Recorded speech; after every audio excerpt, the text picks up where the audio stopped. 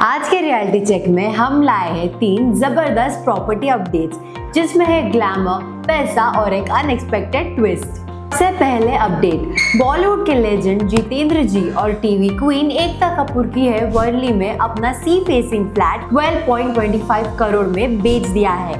और ये सब कुछ हुआ 855 करोड़ के अंधेरी लैंड डील के बाद। क्या ये सिर्फ बचने का प्लान है या फुल ऑन एसेट रीशफल?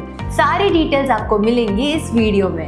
दूसरी बड़ी अपडेट ये है 2025 के फर्स्ट हाफ में रियल एस्टेट में प्राइवेट इक्विटी का पैसा 41% गिर गया, लेकिन मुंबई ने फिर भी 3,900 करोड़ का इन्वेस्टमेंट अट्रैक्ट किया। भले ही ग्लोबल फंड्स कॉशियस है, लेकिन अपना मुंबई तो अभी भी इन्वेस्टर का किंग है बॉस। और तीसरी solid update, April to June quarter में हाउसिंग सेल्स 20% गिर गई अक्रॉस 7 बड़े शहर, मुंबई, पुणे, दिल्ली सब इंक्लूडेड है। लेकिन एक शहर ने सबको शॉक कर दिया, चेन्नई, जहां फ्लैट सेल्स 11% ऊपर गई। मतलब south is leading the reality race right now. Hello and welcome to reality check powered by nobrokerage.com, a registered trademark website where you can buy properties with no brokerage fees.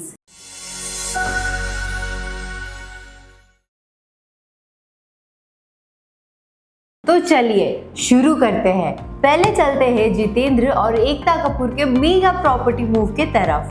Jitendra जी, जिन्होंने हिम्मत वाला, तोहफा जैसे superhit फिल्मों से 70s to 80s में पूरा बॉलीवुड हिला दिया था, और उनकी ही बेटी एकता कपूर, जिनकी क्योंकि सास भी कभी बहू थी और नागिन जैसे टीवी शोज हर घर का हिस्सा बन गए थे, उन्होंने अब मुंबई में एक बड़ा प्रॉपर्टी मूव किया है।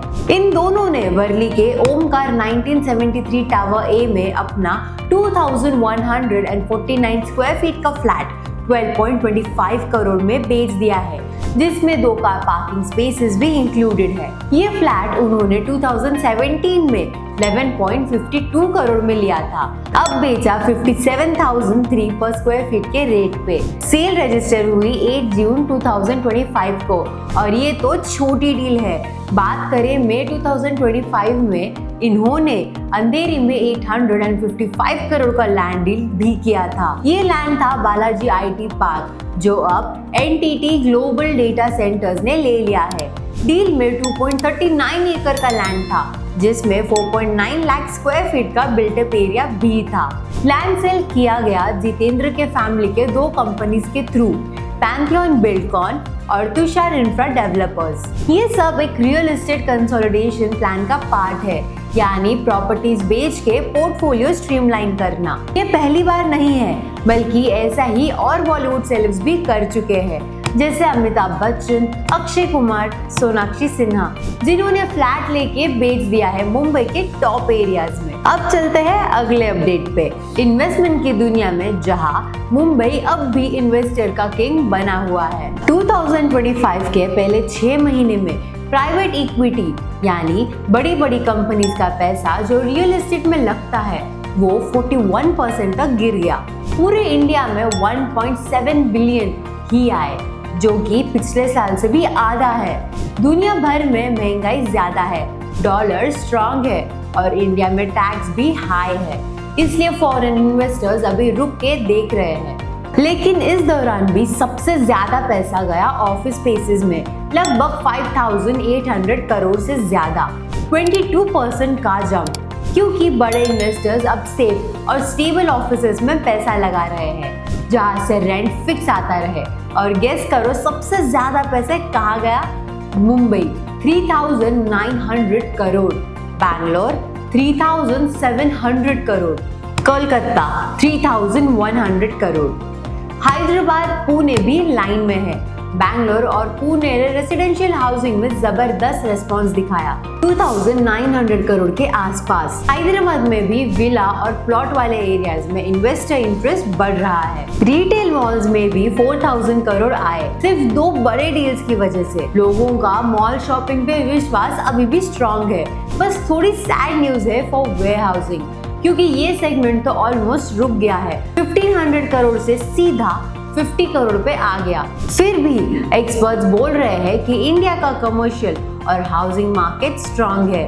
लोग वापस ऑफिस जा रहे हैं, रेंट बढ़ रहा है और घरों की डिमांड भी टाइट है, इसलिए फॉरेन इन्वेस्टर्स भी फ्यूचर में वापस आने वाले हैं।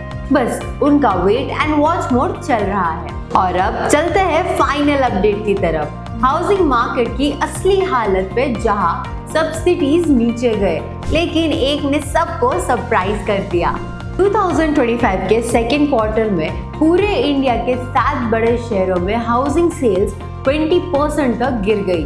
मतलब last year same time 1.2 lakh flats बिके थे, इस बार सिर्फ 96,000 के आसपास। मुंबई, दिल्ली, पुणे, हैदराबाद, बैंगलोर और कोलकाता सब जगह डिमांड कम हो गई। लेकिन एक सिटी ने सबको सरप्राइज कर दिया, चेन्नई। वहाँ फ्लैट सेल्स में 11% का जंप आया, 5,660 यूनिट्स बिक गए, जबकि पिछले साल ये नंबर 5,100 था। पर बाकी सिटीज का हाल सुनो। मुंबई 25% गिरावट, दिल्ली NCR 14% डाउन, पुणे और हैदराबाद दोनों में 27% की बड़ी गिरावट, बैंगलोर 8% डाउन, कोलकाता 23% डाउन। क्या रीजन है? वेल, मार्केट पे वॉर लाइक सिचुएशन का असर हुआ, लोग वेट एंड वॉच मोड में चले गए। साथ ही पिछले 2 साल में फ्लैट के दाम बहुत बढ़ गए थे।